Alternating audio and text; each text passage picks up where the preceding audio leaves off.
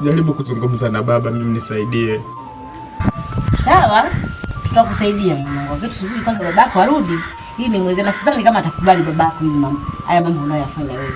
Subiri arudi tumuelezee tuone tutaenda kukusaidia. Sawa, nisaidie sana mama. Usijali mwanangu. Leo mimi nimekuja kwako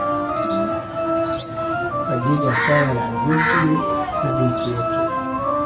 Azizi juzi alikuja kazini akiomba nifanye suluhisho baina ya yeye na mkewe, ila nilichomwambia akamwambia mshenga wake pamoja na wazazi wake tuitishe kikao ili tuwasikilize pande zote mbili, kama ikiwezekana basi warudiane.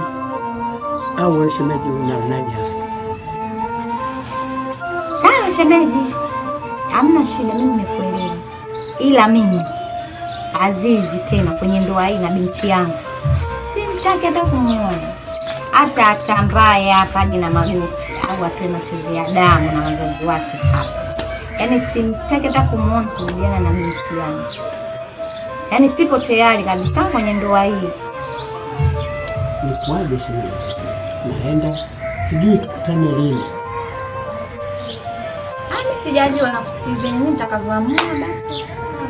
Nitakupa taarifa ya makubaliano baina ya wao na sisi. Basi sawa shemeji.